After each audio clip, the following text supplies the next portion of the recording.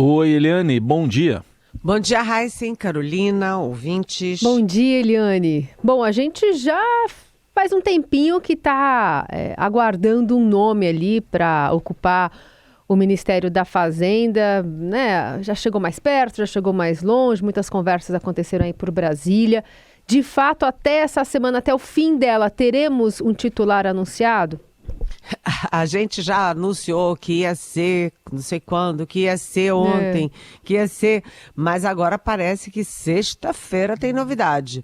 O presidente eleito Luiz Inácio Lula da Silva chegou a Brasília essa semana, está tendo uma conversa atrás da outra com os partidos, com os convidados, com as comissões. Ontem ele, por exemplo, se reuniu com a Comissão de Economia e estava lá o Fernando Haddad junto. Portanto, já está muito claro, já decantou bem no mercado, no meio político, no meio jurídico, que o Fernando Haddad é o nome para a Fazenda. Então, esse anúncio pode ser já na sexta-feira. Eu falo pode, porque a gente sabe como é que essas coisas são, né? Pode, mas na última hora acontece alguma coisa, atrasa, dia e tal.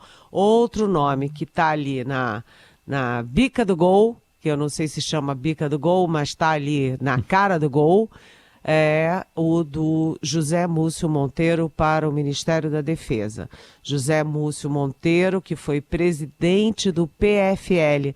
PFL, aquele partido que foi criado da Frente Liberal, que era dos partidos aliados à ditadura, mas que romperam, né, com a ditadura para apoiar as diretas já, para apoiar o Tancredo Neves.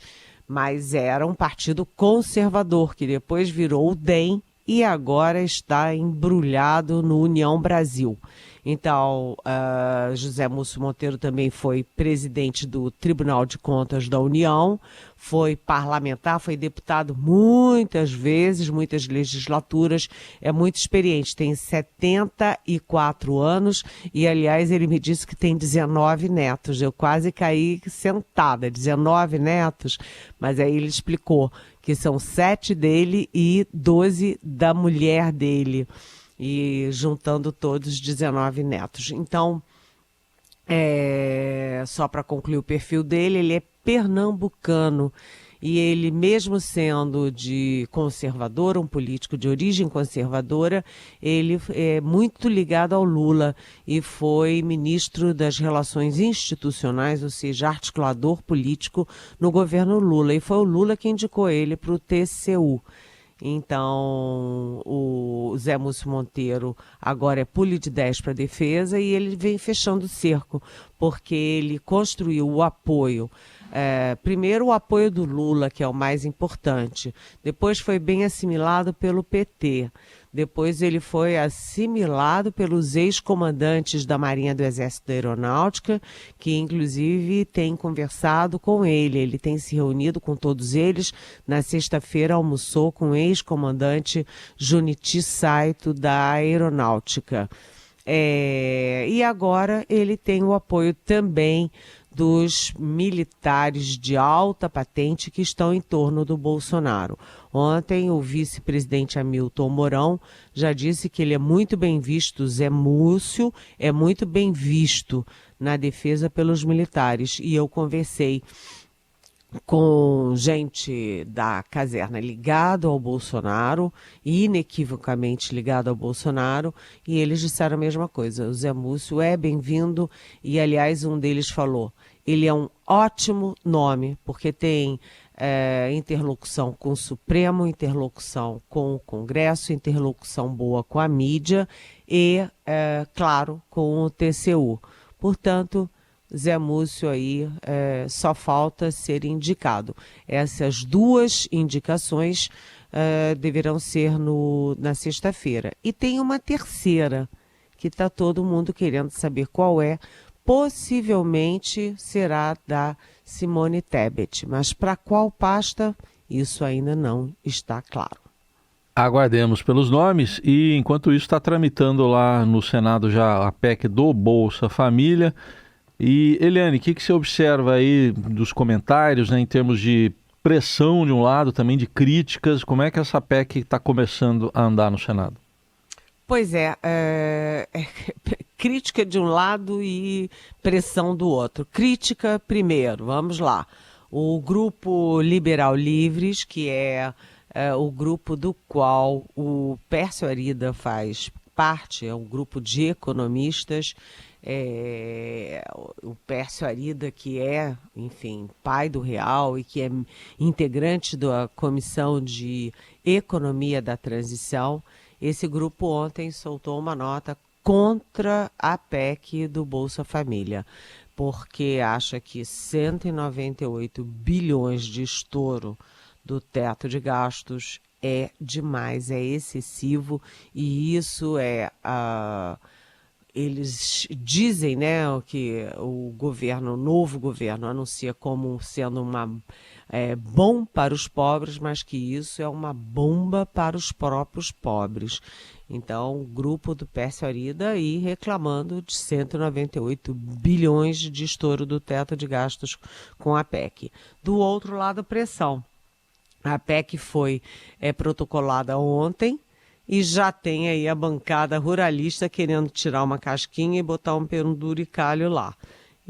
Mas o Lula está trabalhando muito a articulação política para aprovação da PEC. Ele já tem aí a negociação com o presidente do Senado, o Rodrigo Pacheco. Ontem o PT e a federação do PT e mais o PSB já apoiaram a recondução do Arthur Lira para a presidência da Câmara, e o Lula se encontrou também com os partidos. Então ele já tem aí negociação com o MDB, com o PSD e agora com a União Brasil, que andava meio fora do radar do Lula.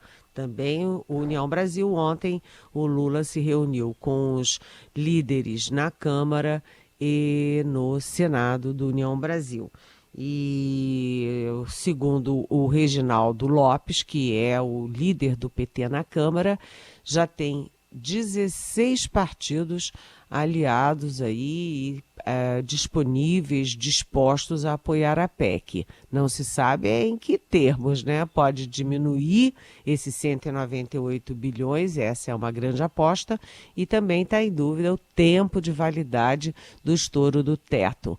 Aliás, o mercado e todo mundo estão cobrando aí que tenha uma nova âncora fiscal. Se o teto não vale mais, qual é a nova âncora fiscal para impedir que os governos saiam gastando a rodo e implodindo todas as contas públicas? Isso ainda está também numa grande interrogação, gente.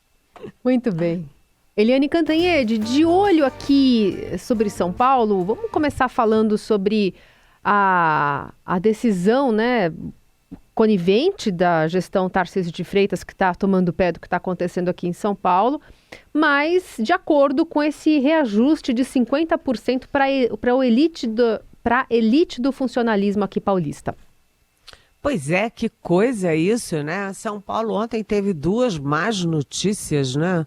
É muito estranho isso. Primeiro, a gente está vendo a dificuldade do país com os recursos para tudo, para a educação, para a saúde, merenda escolar, farmácia popular, as pessoas com fome, jogadas na rua. Quem anda por São Paulo fica horrorizada com as famílias inteiras, crianças dormindo em barracas improvisadas, papelão na rua, nessa época de chuva. E aí o governador de São Paulo se articula ali com a Assembleia, com a Assembleia Legislativa para aumentar o salário em 50%, com efeito cascata para todas as categorias do funcionalismo. Gente, não é hora disso.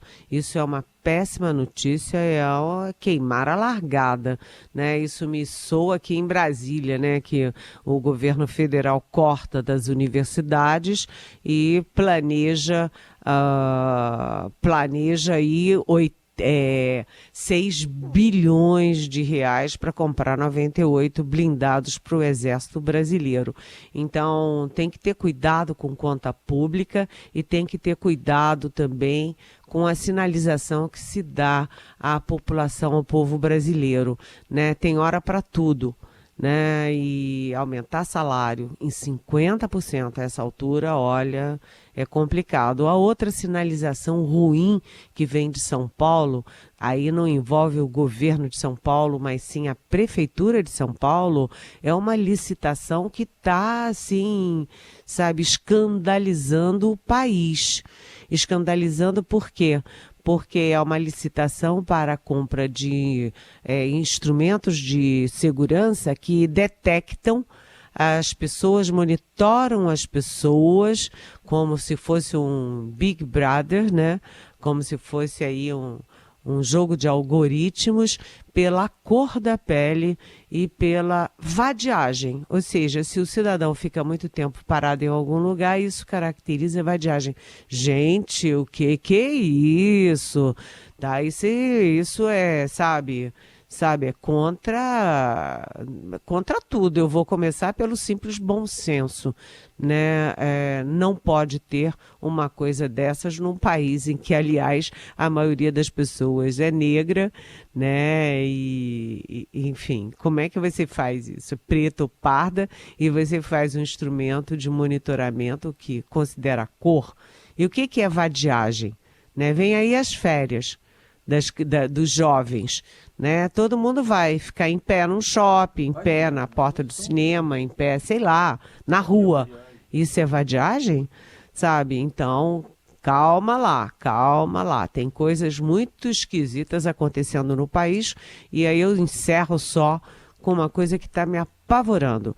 Já aprenderam uma célula nazista no sul do país, né? Nazista, gente. O nazismo matou, trucidou, jogou nos fornos milhões, não de pessoas, milhões de famílias, né? Agora, um garoto de 16 anos pega as armas dos pais e mata 4 pessoas, fere mais não sei quantas outras numa escola, e ele tinha um símbolo nazista no braço.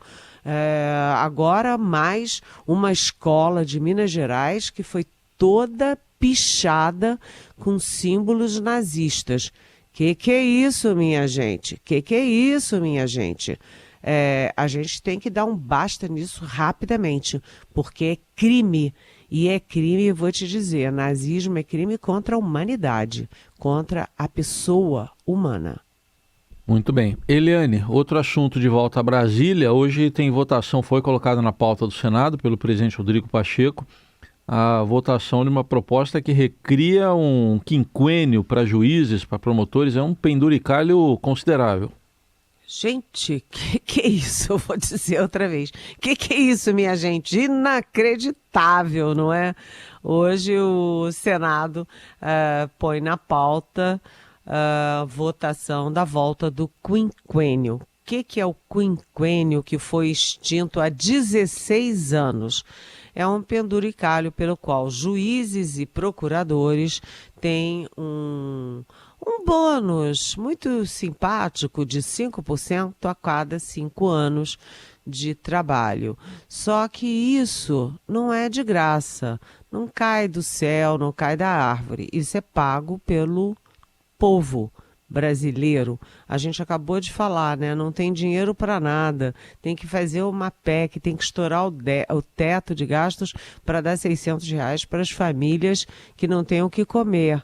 E aí você vai dar penduricalho para procurador e juiz que já ganham muito bem a essa altura do campeonato. Gente, está faltando um pouco de bom senso nessa história. Mas o fato é que foi pedido, foi concedido, e o presidente do Senado, o Rodrigo Pacheco, que é da área jurídica, porque ele é advogado, botou na pauta. A gente precisa ver isso, porque quanto custa aos cofres públicos? Com isso, e o mais cruel dessa história, no momento de falta de recursos como agora, o mais cruel é que não é só daqui para frente. é considerando os atrasados. Tem juiz e procurador que vai receber até 2 milhões de reais. Me lembra muitos oficiais de 4 estrelas, na época aí do Bolsonaro, que receberam 1 milhão daqui, 1,5 milhão dali, de atrasados. E que atrasados? Atrasados do quê, não é? Então, quem paga tudo isso é o povo brasileiro, que tem direito à saúde e educação e não está tendo direito à saúde e educação. Nem tratamento, nem atendimento, nem vacina adequada, enfim, esse dinheiro todo, em vez de ir para bolso de juiz, procurador, devia estar indo, era para o SUS. Isso sim, para as escolas e para as universidades, que tiveram uma garfada de 244 bilhões de reais, não tem dinheiro para coisa nenhuma, vai faltar até papel higiênico e água para beber. Espantoso. Incrível. Que é isso, minha gente? Acredite, se quiser.